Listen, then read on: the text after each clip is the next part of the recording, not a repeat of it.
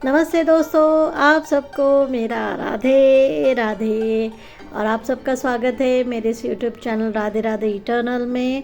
और मेरे को पूरी आशा है कि कृष्ण भगवान उनकी कृपा दृष्टि आप पर बरसा रहे हैं और आप लोग बहुत बहुत बहुत खुश हैं। आपकी सारी इच्छाएं पूरी हो रही है और आप लोग बहुत ही सुंदर जीवन व्यतीत कर रहे हैं। तो आज की कहानी है गुरु नानक जी के बारे में।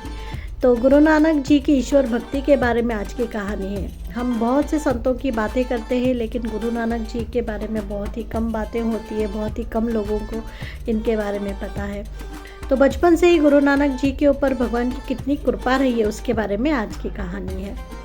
तो गुरु नानक जी का एक बहुत फेमस एक वाक्य है जो मैंने कहीं पढ़ा था, वो आज मैं आपसे शेयर करती हूँ कि मन जो है वो एक किसान है और हमारा जो शरीर है वो एक खेत है और ईश्वर का जो नाम है वो उसमें डाला हुआ एक बीज है और इसे सिर्फ प्यार से ही हम इसको उगा सकते हैं और प्यार से ही ये फलता फूलता है और ये फलता है। और मैं अपने मन से इसका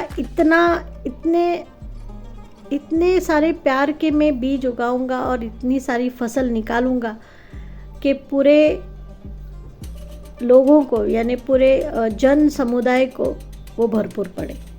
ऐसा वो हमेशा कहते थे, अपने मन से कहते थे। ये वाक्य था गुरु नानक जी का।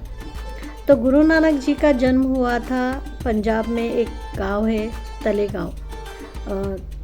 तलवड़ी गांव में उनका जन्म हुआ था। उनके पिताजी का नाम कालू था और बचपन से ही वो बहुत ही शांत स्वभाव के थे और बचपन से ही बहुत धार्मिक थे। वो भगवान को बहुत ज़्यादा मानते थे, भगवान की भक्ति करते थे।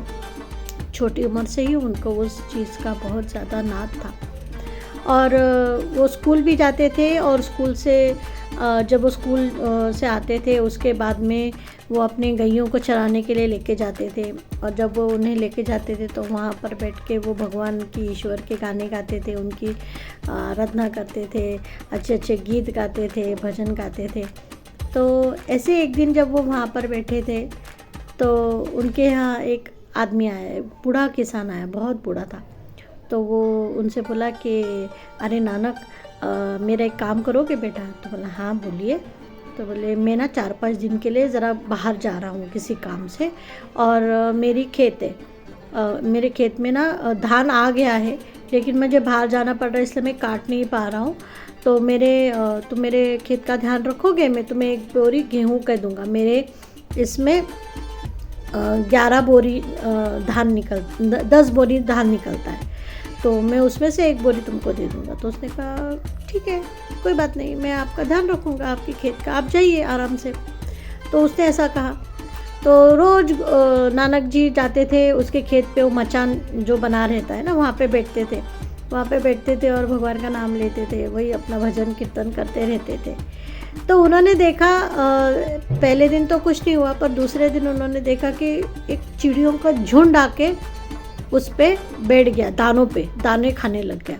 और आपको तो पता है खेत तो खुला होता है, इसीलिए हम लोग वो स्केरक्रो वगैरह लगाते हैं वहाँ पर और वो गोल गोल घुमा के उड़ाते ताकि फिर जो पक्षी वहाँ पे बैठे दाने खाने के लिए वो उड़ जाए और हमारा दान जो है वो बचा रहे।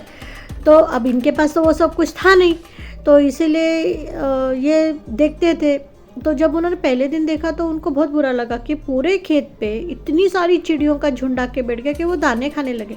अब उन्होंने तो किसान बाबा को बोला था कि मैं तुम्हारे खेत का ध्यान रखूँगा, अब अगर चिड़ियों ने दाना खा लिया तो फिर मैं क्या जवाब दूंगा उनको, उनके लिए तो कुछ बचेगा ही नहीं।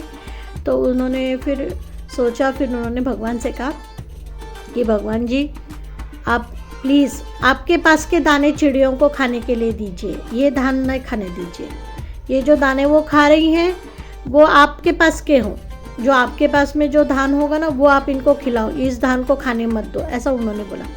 लेकिन 2-4 दिन वो चिड़िया आती रही और धान खाती रही और ये अपना भजन कीर्तन में मग्न थे। फिर चौथे दिन जब वो आदमी आया किसान, और उसने जब देखा कि इतनी सारी चिड़िया मेरे पूरे खेत में, चिड़िया तब भी आती थी, भगवान जी ने, गुरु नानक जी ने प्रार्थना करने के बाद भी चिड़ियाँ आती थी, तो उसने आके देखा तो पूरी चिड़िया ही चिड़िया बैठी हुई है। वो इतना चिल्लाने लग गया नानक जी पे कि तुझे मैंने बोला था ना मेरे खेतों का ध्यान रखने के लिए, क्या ध्यान रखा तूने? देखा कितनी सारी चिड़िया आई है, पूरा खेत चुग गई, अब मैं कहाँ से धान्य लाऊंगा, अब मैं तो बर्बाद हो गया, ऐसा वैसा बहुत सुना है। तो गुरु नानक जी ने शांत स्वभाव, छोटे से थे वो, उन्होंने गुस्सा नहीं किया, फिर भी गुस्सा नहीं किया। सोचो कितना उनमें सहन शक्ति, सच्चे भक्त हैं वो हंसे और हंसने के बाद में उन्होंने उनसे कहा, गुरुजी आप देखिए, आप धान तो काटिए, आप धान काटिए और आप देखिए, और ये चिड़िया जो दाना खा रही है ना, ये भगवान जी के दाने हैं, ये आपके दाने नहीं हैं। आपके खेत में दाने वैसे ही है, ये भगवान जी ने उनको दाना डाला हुआ है खाने के लिए, आप धान तो काटिए। तो उसने बोला ठीक है तू इधर ही रुक, मैं देखता हूँ। फिर उसने लोगों को बुलाया और पूरा खेतों का धान काटा। और जब वो धान काटने के बाद में जब हम फसल में से गेहूँ ऐसा ज़मीन पे पटक पटक के जो गेहूँ निकलता है उसको जमा किया, तो उस साल उसको 11 निकली। जहाँ उसकी 10 बोरियाँ निकलती है वहाँ पे उसको 11 बोरियाँ निकली।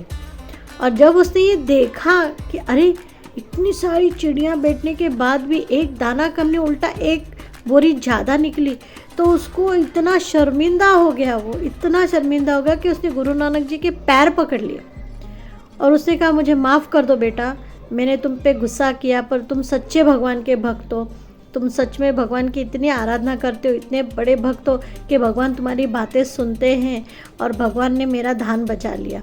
ऐसा कह के उसने उनके पैर पकड़ लिए। फिर उन्होंने कहा कि नहीं आप मेरे पैर मत पकड़िए, ये तो बस भगवान की भक्ति है, मैंने भगवान से प्रार्थना की थी कि चिड़िया आकर बैठती आपका धान खा लेंगे, आपको धान नहीं रहेगा तो आप अपने पास के धान दीजिए।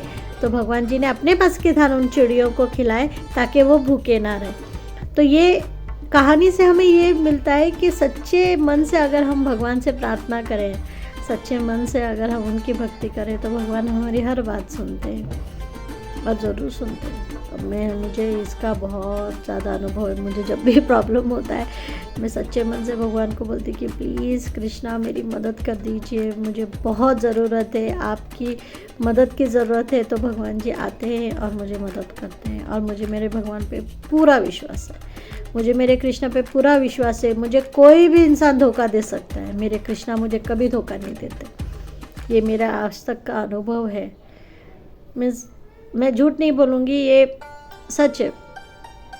जब भी मुझे कोई परेशानी आती है तो मैं सिर्फ कृष्णा को याद करती हूँ और कृष्ण भगवान आके मुझे मेरी मदद करते हैं। और मुझे पूरा विश्वास है कि आप लोग भी अगर सच्चे मन से भगवान को आवाज़ लगाओगे, सच्चे मन से प्रार्थना करोगे, तो वो आके आपकी मदद करेंगे, किसी भी रूप में आके करेंगे, पर वो ज़रूर करेंगे। तो दोस्तों ये थी आज की कहानी गुरु नानक जी के बारे में, उनके सच्ची भक्ति और प्रार्थना के बारे में। और मैं आशा करती हूँ कि आपको ये कहानी पसंद आई होगी। और अगर आपको ये कहानी पसंद आई होगी तो प्लीज़ मेरे चैनल को लाइक, सब्सक्राइब और शेयर ज़रूर कीजिएगा।